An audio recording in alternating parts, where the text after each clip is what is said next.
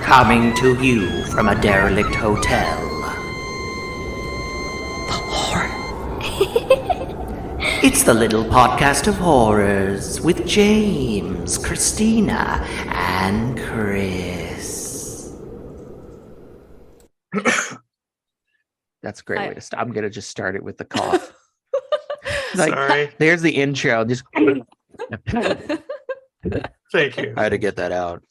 Hey everybody, welcome to Little Podcast of Horrors. I'm Chris. I'm Christina. Yeah, I'm James. And that's James.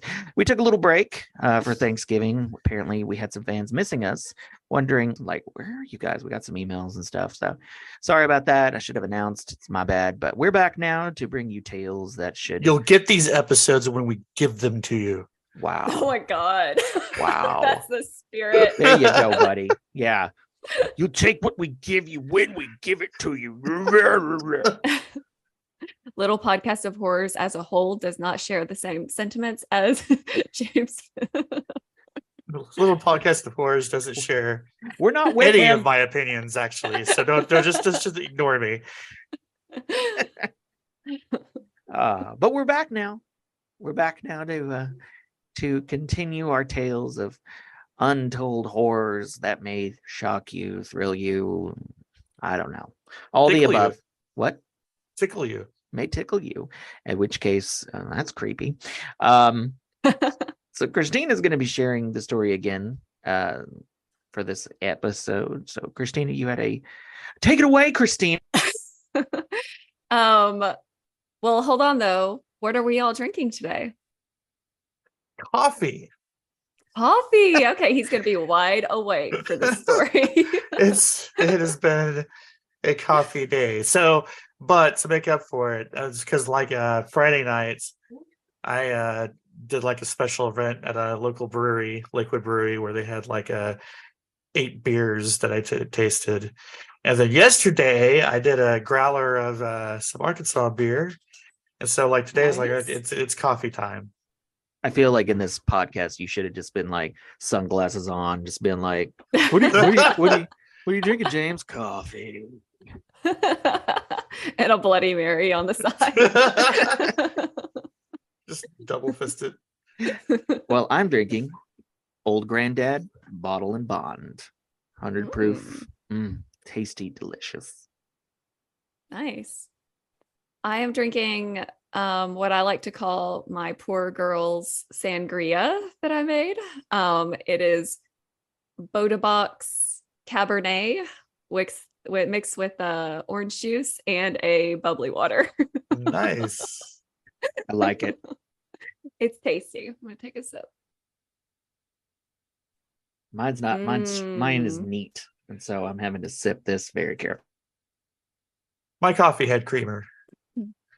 Oh, so it goes down real easy. Okay, so my story today is about the 8-day bride, Christina Ketterwell. I do want to do a trigger warning here because there's mention of suicide and sexual assault in this story. And I'm going to go ahead and cite 2 of like my main sources right now because I will probably forget as I get into this. So I used a site called the True Crime Files. There was a really good article by someone named Christine. I couldn't find their last name on the website, but it was a really cool website. There's like a lot of different cases and unsolved cases and stuff like that on there. So the True Crime Files, if you guys are interested. And the article was called The Unsolved Murder of Christina Kettlewell. And I think I said her last name Ketterwell. Sorry, I can't speak. Kettlewell. That is her real name. Okay. Anyway. So you're Christina telling a story about a Christina sourced from Christine. A Christine, yes, exactly. And then I also watched a really good video on YouTube by the channel They Got Away with Murder. The video was called A Honeymoon for Three, The Death of Christina Kettlewell, 1947. Really good. Oh, If so you- this is a very old murder. Not as old as we've done, but okay. Yeah. But again, trigger warning, there's mention of suicide and sexual assault. So I want to warn everyone if they're sensitive to that kind of content. Okay. So let's get into it. So on May 20th, 1947, in Severn Falls of Severn, Ontario, the body of 22-year-old Christina Kettlewell is found dead, lying face down, drowned in roughly 9 inches of water. Okay. So let's talk about Christina Kettlewell. All right. So she was born Christina Cecilia Moken in Toronto, Ontario on August 7th, 1925. Her parents were Casimir and Mary Moken. They were Polish immigrants and devout Roman Catholics, which becomes important here in a little bit. Christina worked as a clerk at the Bank of Nova Scotia. She was super liked. By all accounts, she was described as like this lovely, honest, happy girl. She was super pretty, just really likable. She was in a relationship with Jack Kettlewell for 3 to 5 years. So some of the information I saw said 3 years, but they met in 1942. So I wasn't sure if they started dating in 1942 or they just met and then waited to date a couple of years, but anywhere from 3 to 5 years. And she was previously engaged to a gentleman named Eddie Scora, who her parents preferred, but Christina really liked Jack. So just a quick note about Jack. He was born John Ray Kettlewell in 1921. So just a couple years older than Christina. He was an Army veteran. He was drafted in 1943, so only a year after he actually met Christina. So let's talk a little bit about their relationship. So Christina's family did not approve of Jack or his close friend, Ronald Berry, who is also important in the story. So Christina's family didn't like Jack because he wasn't Catholic. And then they didn't like Ronnie either. So they said they got weird vibes from him. They thought he was overbearing and spent way too much time with Christina and Jack. So like if Christina and Jack were together, so was Ronnie. He was like their third wheel constantly. And they actually questioned whether Ronnie was like obsessed with Christina. But despite their best attempts, they were unsuccessful at keeping Jack and Christina apart. So rather than dump him, she just stopped going home and started staying with Ronnie and Jack in their 1-bedroom apartment. Okay. Yeah. We're gonna get cozy here. Nothing strange going on with this one. Yeah. So her sister Helen was also concerned about their relationship and went to Jack and Ronnie's apartment to convince her to leave, but they had this big argument. Apparently the cops were called, and then Jack and Christina eloped a few days later on May 12th, 1947. And Ronnie, weirdly, joined the couple on their honeymoon. What? Because that's natural. That is nuh-uh. Hey guys, can I come? Hey, Yeah. make room. Talk about a third Friendship. fucking wheel. Friendship. Okay. What side of the bed you guys want? Because I like to sit in the middle. I like to lay in the middle. Y'all, it's too much. It's too much. That guy is like weird. Okay. Maybe he slept on the foot of the bed. Like a little puppy. It's like his puppy. Yes. I'm just gonna stay down here, guys. I hear bless his heart, rest in peace. Leslie Jordan. Hey guys. What y'all doing? Well shit. R.I.P. none. Excuse me. All right. So let's talk about Ronnie Berry because he is an interesting character here, third wheeling it. I'm just picturing him as basically the dude. Like he's just walking around in his robe and his slippers He got a White Russian. You're drinking a White with his Russian. White Russian. Oh, Yeah. yeah, there you go. Okay, well, Ronald Berry was actually born Rinaldo Cufo in Naples, Italy. His family moved to the US. I did not get the year, but once they got into the US, he changed his name to more of like an American sounding name. His first name was sexier. I know, Ronaldo. I know. It might have been a Ronaldo better Cufo. sell for, I know. hey, for a honeymoon, can I bring my friend Ronaldo. Ronaldo. Ronaldo. Yeah. Would you like to use this Ronaldo Berry? But then instead it's just like, I'm gonna go with Ron Berry. Ronald Berry. Ronald Berry? Yeah, I like his Shoot, original man. last name too, Cufo. I like that. Yeah, that's amazing. Like you said Cufo? Mm-hmm. Ronaldo Cufo. That's an amazing name. Mm-hmm. That's eons. That's slick. Yeah, man. I would be like, I don't care. Of course they're taking Ronaldo Cufo on their honeymoon. It's better than taking Ron Berry. Well, he changed his name to Ronald Eugene Berry. Eugene. Eugene. For I don't know bonus what his points. original middle name was, but Ronald Eugene Berry. You son of a bitch. How you been, man? That's what I would say. But like, oh my God. Somebody gave him some bad info. So good old Ronnie was known to be really outgoing, but also known to be a big time storyteller. That's the, diplomatic way to put it, I guess.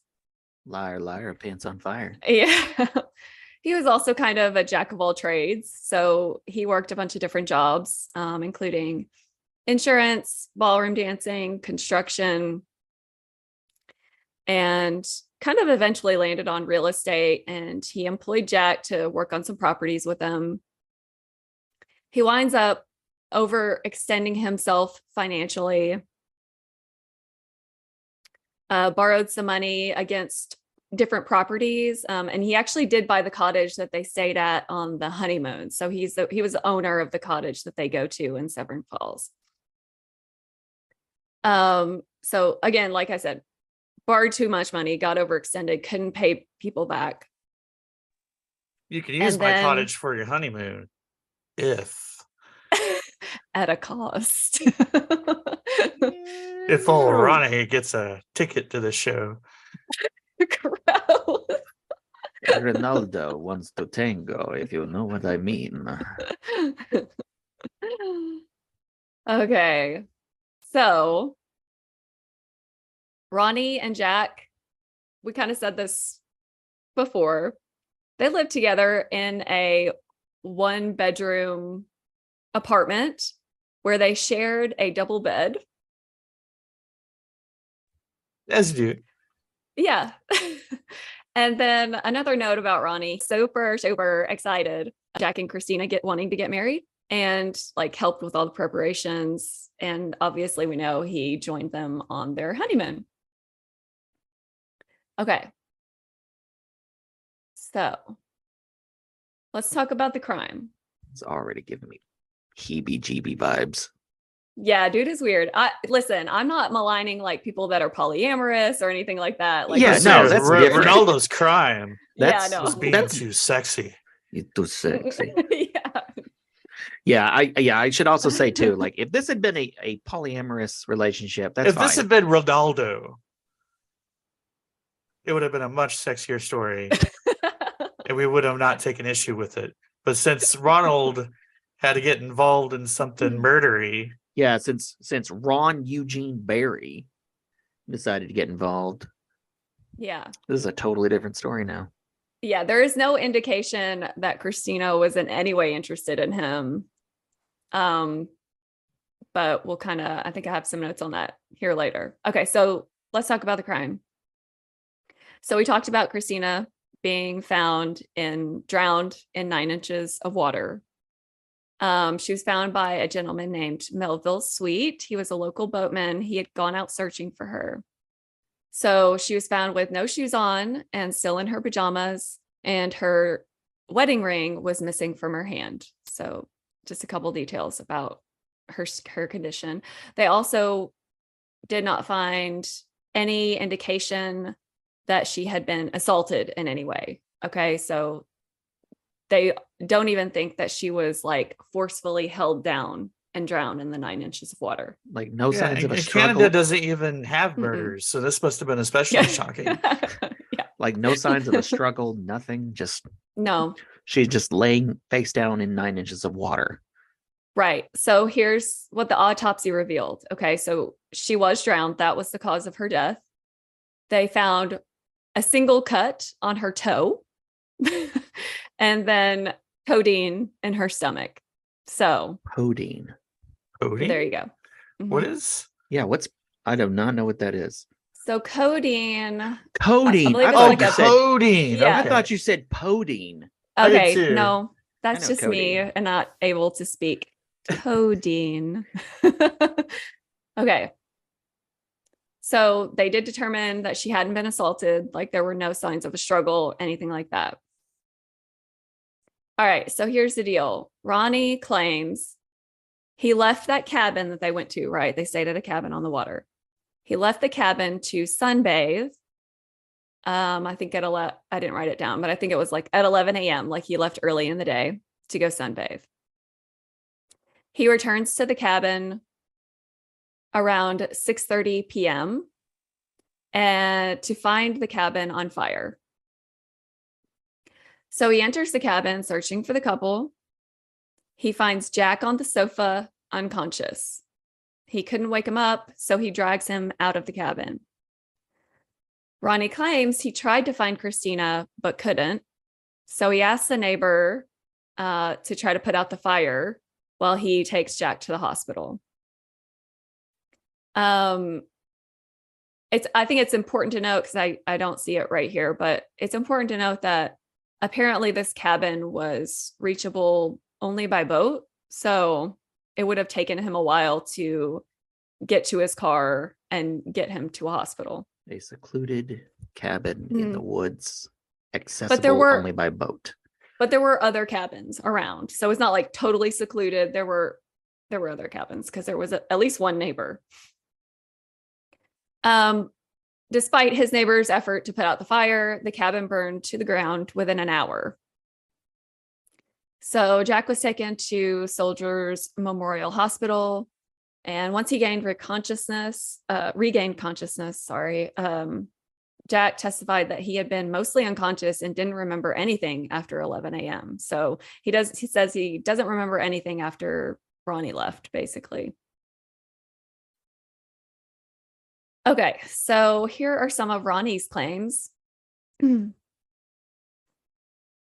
Ronnie claims, while on the honeymoon, Christina was wildly emotional, fluctuating between inconsolable crying and unresponsive or uncommunicative, basically.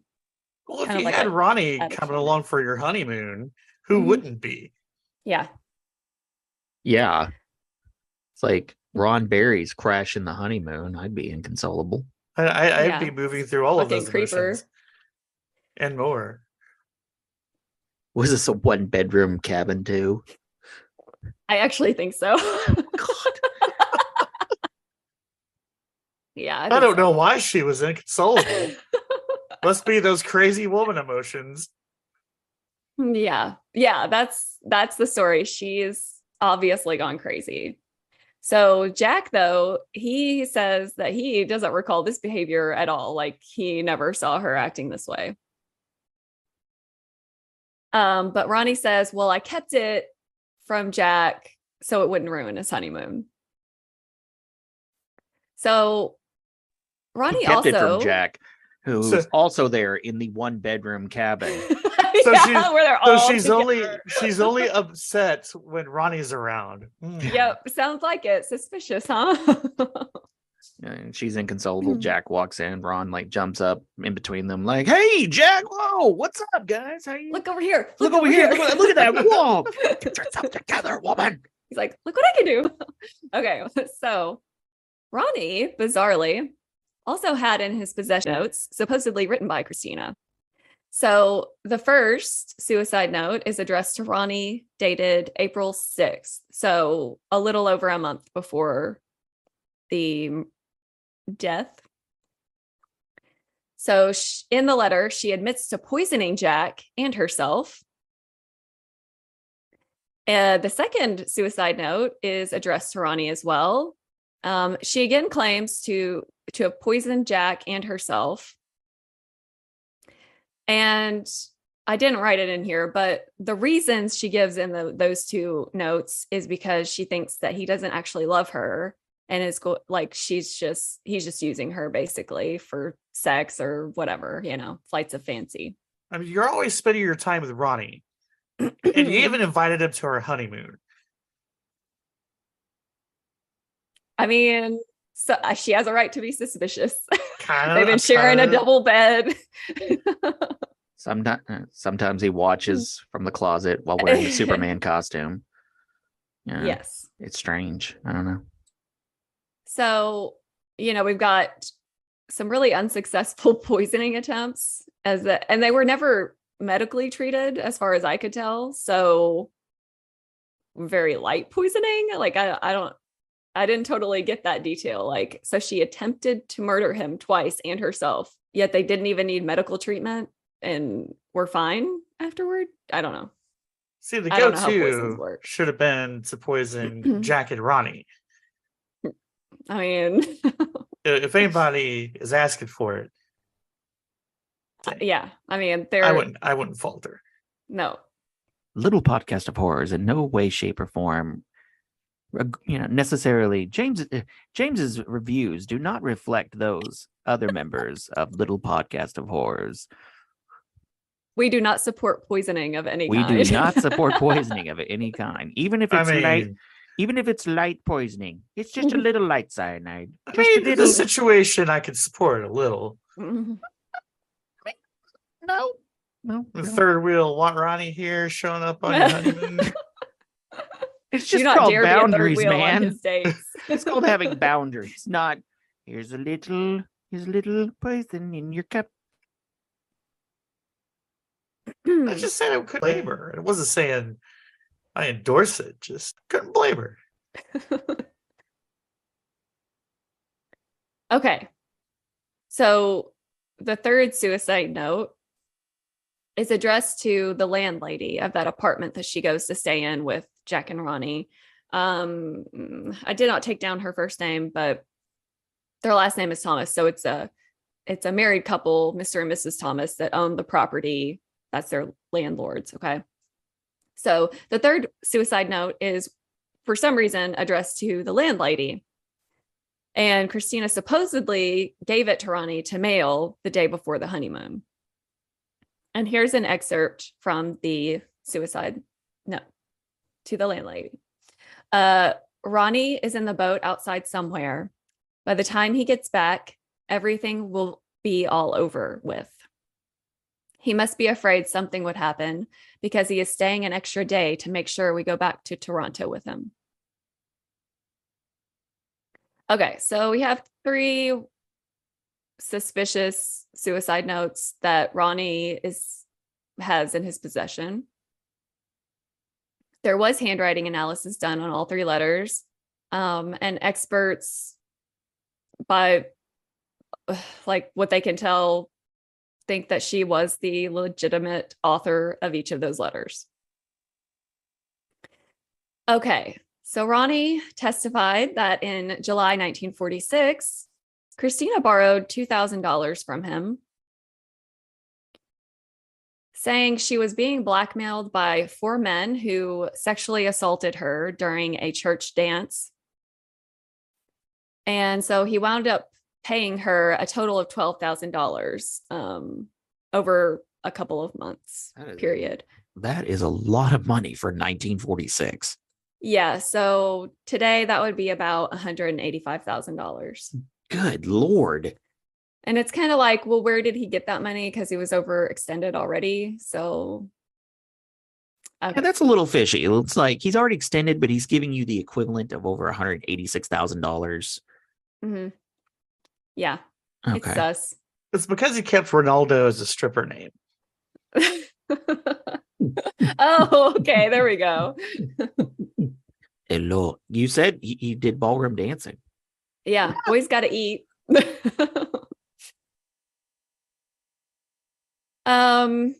Okay. So then one day she comes in with an envelope of $10,000 and she says to Ronnie that her blackmailers gave this money to her, Hey, which hey, literally That's makes no not sense. how blackmail works. Yes, that's not that how makes black. Yeah. literally Hey, no listen. sense. We've given you a hard time. Here's a refund. Go buy. Enjoy Don't Christmas. spend it all in one place. Don't spend it all in What- one. What? We are talking about Canada though, so it's not too far out. I mean, Canada's a really Just nice some- place. They're polite blackmailers. Yeah, they Wow. were like feeling really bad. They were like, you're really tight on money. So like, let me give you back 10,000 We're- this 12,000 that we took. 2000's plenty. We're good. Yeah. We're good on this end. We Here's shouldn't be 10 so yeah, greedy. We shouldn't be. We're sorry. We're Sorry clearly for blackmailing you. upstanding. Sorry. Yeah. Sorry for the sexual assault and sorry we blackmailed you. Here's $10,000 back. Yeah, we got a Because little we're carried stand-up away there, yeah. guys. Okay, so Ronnie then claims that he tells her to basically go deposit this money in his bank account. And so she supposedly agrees to that and tells him that she does it. And then he finds out later that she gave the money back to the blackmailers instead of depositing the money. Wow. So there's like this weird exchange What of the money hell? going back and forth that makes zero sense. Look. No. So- I gave this to you. There you go. Like no take backsies. Okay. There you Look, Y'all, go. this was I was feeling bad and giving you this money back, eh? No, I can't take this from you, eh? oh my You gotta god. take it back, eh? Y'all, this was so hard to follow. I didn't even put everything in here. It's so hard to follow. So- This is weird. Ronnie's got the weirdest story of all time. Well, then his story changes substantially about like what happens the day of the accident or whatever he wants It's to call it. almost as if he was known for telling stories. Almost, yeah. So, at first he claims he returns to a burning cabin and rescues Jack with no Christina in sight, right? Well, then he comes back and says Christina was actually in the cabin when he returned. When he returned, he was so alarmed that Jack was unconscious and Christina wasn't responding to Ronnie when he was trying to ask her what was going on with Jack. So he removes Jack from the cabin. Then he sees smoke coming from the kitchen and he goes back in to get Christina, but she's nowhere to be found. So his story changes in a pretty major way So about the house. So when he how gets the in, events 'cause that- transpired. so it's not on fire when he goes in there to grab Jack. Well, he just didn't Yes. notice. He just didn't know. Like, Or that. His second I'm version going, of the story. Hey, what's going on with Jack? Is he okay? What's wrong with you? Why aren't Crickets. you responding to me? What's going on? Why is it a little toasty in here? I'm gonna carry him out. We're in Canada. I think maybe the fresh air is gonna help him. Oh shit! The place is on fire. How did I miss that? Oh no! Yeah. So that's a pretty huge change in his version of events, like alarmingly different. I didn't notice the raging fire in the one Yeah. bedroom cabin that we were staying in. Mhm. It was just up in this little bitty corner that I just wasn't looking at. Okay. So that's Ronnie's weird version of events and some of his random details he decided to give investigators about the weird exchanges of money that make no sense. And the suicide notes. Let's not forget those. Okay. So her sisters, Christina had two sisters, Helen and Sophie. They actually came out and claimed that Jack and Ronnie were drugging her and actually kidnapped her. So they apparently had reported it to the police, but the police said, oh, she's 22. She's an adult. We can't do anything about it. Like she's been drugged and kidnapped and you can't do anything about it because she's an adult. Anyway. But Christina had told her sisters that she had felt like on 2 occasions ill after eating at the men's apartment. She told a friend that she was actually afraid of them and that they were both criminals and crooks, I think was the word that she actually used, was crooks. And so the police are like, look, there's no such thing as an adult napping. It's kidnapping. You're not Yeah. a kid, so we can't investigate on. it. Sorry. That's how Well- we police up here in Canada. I'm just Well, this is weird because it's just like her parents are all like, we don't like these guys. And then her response is, I'm gonna run away with them, but I don't trust them. I think they're criminals. But you know. yeah, Well, it sounds like the drugging and kidnapping is actually a lot more likely, considering some of those, like her parents not liking them. Like, it doesn't seem like if she actually thought that they were criminals, she would go and move in with them. for real. Okay, so she also reported, I believe it was to her friend, I didn't write it, but I think it was to her friend, that she had woken up one day naked after being unconscious at their apartment, and she had lost 2 days of time. So she was unconscious 2 days and was stripped naked. Okay. That's Yeah, that is very So- alarming. very extremely alarming. And this is kind of a detail with no conclusion, but she did visit her ex-fiance Eddie right before the elopement. So I guess kind of theorizing that maybe she was having a change of heart and trying to reach out to somebody, or not change of heart, but like actually just trying to reach out to somebody. Okay, so the autopsy results had shown that she had codeine in her stomach, right? So, her landlord testified, Mr. Thomas testified that he kept codeine in a plain box in his house. So they think that that's where the came from. But he said that Christina wouldn't have been likely to know what the tablets were because it was in like a plain box, right? It wasn't in like a labeled pill bottle. He did say, however, that Ronnie would know because he picked the codeine prescription up for Mr. Thomas. And Mr. Thomas also testified that Christina was concerned about Ronnie joining them on their honeymoon, saying that something bad might happen. And the Thomases both went on to state that Christina didn't owe Ronnie money. Like, you know, she was given all that money for her blackmailers from Ronnie. That's his claim. But the Thomases said, no, she didn't owe that loser money. He owed her $200. And another detail just about Ronnie, because he is a character. So a psychiatrist did analyze Ronnie and determined that he was a pathological liar. Oh, And good. he What a also shocker there. yeah, shocker, right? He also seemed to very much enjoy the attention drawn due to the inquest into her death. So he was like really enjoying the limelight. All right, so let's get into the two main theories here. So the first theory is suicide, which is what Ronnie put forth because he had the 3 suicide notes that she supposedly wrote. And that's the only evidence. There, like, no family members were coming in and saying she was suicidal. There was nothing like that. It's really just Ronnie saying she was suicidal. And here are these notes that I happened to save from the burning house for some reason. Okay. And then obviously the second theory is murder. So Ronnie murders her, or Ronnie and Jack together plotted her murder. So here are the motives put forth by the Crown in Canada. So during interrogation, Jack admits to having an intimate relationship with Ronnie for many years. You don't So- say. Yeah, remember the 1-bedroom apartment with a double bed he and What? Ronnie shared? Yeah.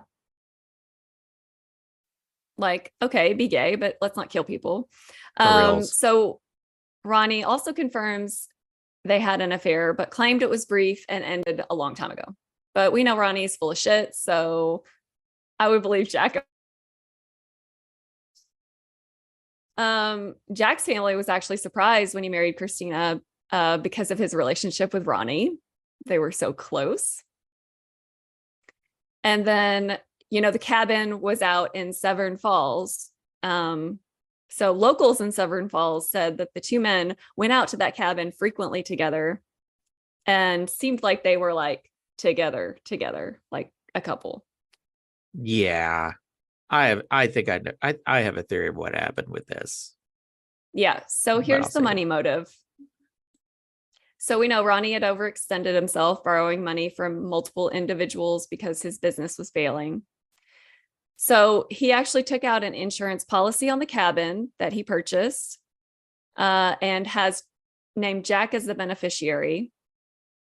And then Ronnie took out 2 life insurance policies on Jackie and Christina, both worth $5,000 a piece. So if they had both died, he would have gotten $10,000. And then it also offered a double payout if they died in accidents. The surviving spouse would receive all the money. So in today's terms, like roughly, he was set to get about $150K off some debts here. Okay, so here are some things that we know. So we know we do have 3 suicide notes. And that in the notes, she does claim to make attempts on Jack's life in her own. Okay, those are things that we have, and handwriting analysts said the letters were written by Christina. But it is fishy that Ronnie was in possession of all 3 letters and rescued them from the fire, like we said. Also, it's just weird to like poison. Anyway, the poisonings are just bizarre. Okay, anyway, so the blackmail claim was supported by a letter Christina had written to a friend, and that she owed Ronnie $15,000. But that's it. The letter refers to an incident where she ran into like 4 sex maniacs, quote unquote, but no mention of like an actual sexual assault. Again, though, these suicide notes are fishy. I feel like that letter is fishy as well. Especially if they were drugging her, or she could have written them under duress. Exactly. That's what it sounds like to me. That Especially she Yeah. with 3 was of probably them. forced. Yeah, Yeah. she was probably I feel- forced yeah. to write those. I feel like, and then she's drugged up. And if any of this other part is true, that she's owing money, you could easily you could convince her. You just say, look, here's the plan, and this will get you out of debt. I'm seeing here, and maybe Christina, and I'm jumping the gun here. I'm seeing Ron here is jealous, and Ron wants Christina to die. And he also wants to kill 2 birds with 1 stone, actually 3 birds. So in this instance, he gets rid of her. He uses the insurance claim to get himself out of debt. And then, of course, he saves Jack, the guy he wants. So that way Jack is indebted to him. And so he gets what he wants. I'm thinking like this is just sort of a jealousy type fraud murder scandal. That's my theory. I think it's reasonable. Yeah. Okay, and then the last thing we know, Christina did openly state she wanted to marry Jack, and their priest who officiated the wedding said she appeared normal, so he didn't think she seemed drugged up or under duress. Okay. Ultimately, the Crown decided that they didn't have enough evidence to charge either men in the death of Christina. 3 years after the death of Christina, Jack married. They had a family together but then separated in the 1960s. He never told his family about Christina, but they did find out on their own. Ronnie gifted his dog to Jack's toddler son in the 1950s, traveled to New York City, and vanished. He's never been seen or heard from again. So last thing I want to say before we just start talking bullshit, if you have any information on the death of Christina Moken, aka Christina Kettlewell, even after all these years, please contact the Ontario Provincial Police. So my thing is, she supposedly wanted to marry Jack, But it really does sound like there was a sexual assault that took place. They compromised her. Yeah. And so in the 1940s, she might have felt like she would have been disgraced and no one would have taken her. And so like yeah. felt like she had to marry this guy. Yeah. So I think that can be explained away. Like, I don't Yep. think that she went willingly to do any of these things. I But- concur. It's quite possible So- too that, you know, yeah, if she's facing with that situation in the 1940s, and then this man who seems to, from what I understand, genuinely wants to marry her, that give, you know, in a way, because of the society and the way they thought at the time, it like gives her back her honor. You know, Mhm. I could see her wanting to go along with that, you know. I could Yeah. even see her being almost relieved in that situation. Like, here's a man, he wants to marry me. And even to the point she'd overlook probably what she already suspected between Jack and Yeah. Ron. So, Yeah. I mean, if everybody else saw that they were acting like Jack and Ronnie were acting like a couple, then Yeah, surely she saw it too. she saw it, she knew. Mhm. But in the So- sense of being able to escape this other thing, I could see her overlooking it. Mhm. So here's Christina's questions corner. So number one, why would Ronnie want Jack to marry Christina if she had in fact attempted to kill him twice? Well, obviously we don't think she actually tried to kill him. Right. What is the layout of the crime scene? That's kind of what I wanted to know, because apparently the area they were at could only be reached by boat, right? And then Christina was found at the water's edge, roughly 150 feet from the cabin. So how did Ronnie not see her body when he was getting Jack onto the boat to take him to the hospital? Right. My last question in one are, why attempt a murder suicide 3 times with poisoning when it's been so unsuccessful? Also, why take a bunch of codeine and then lie face down in a puddle of water?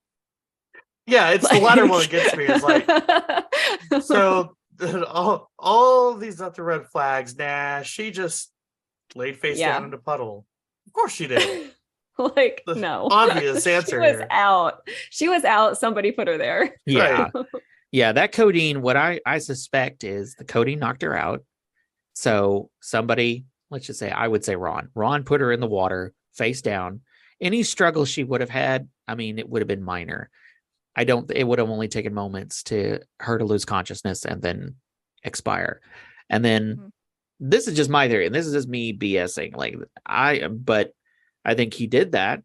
I think he drugged Jack, because I don't know why, but I'm inclined to believe Jack, that Jack doesn't remember anything Mhm. after 11. And Ron is the only one that's trying to say, well, I wasn't there. I was sunbathing. It's like, okay. So he's removing himself from the scene, which that right there is a red flag to me. He's like, well, I wasn't there.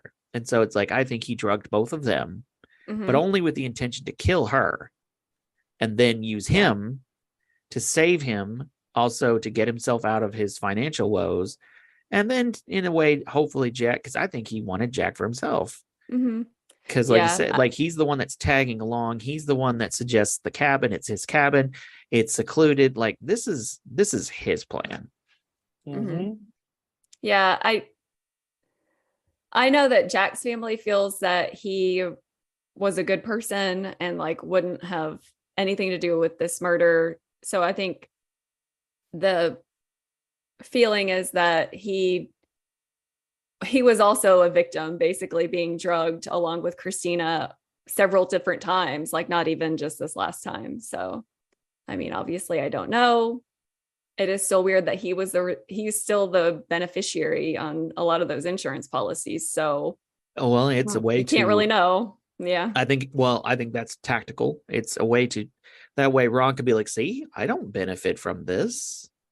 Yeah. It was Maybe Jack. so. Yeah. But then it's like, who did he save? He saved Jack. And so Jack's indebted to him. And so he's like, Yeah. I think that was why.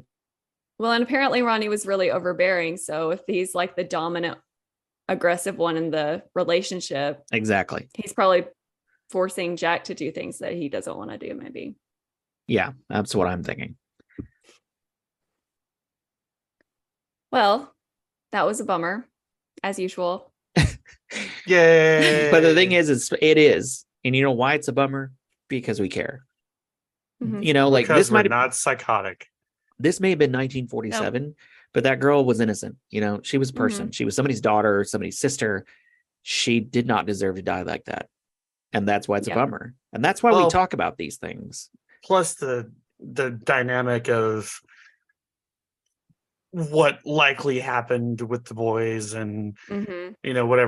whatever she said probably wouldn't have been believed, including like, Lord, Exactly. this Yeah. isn't a kidnapping, we're not looking into this. It's like that's Well, yeah.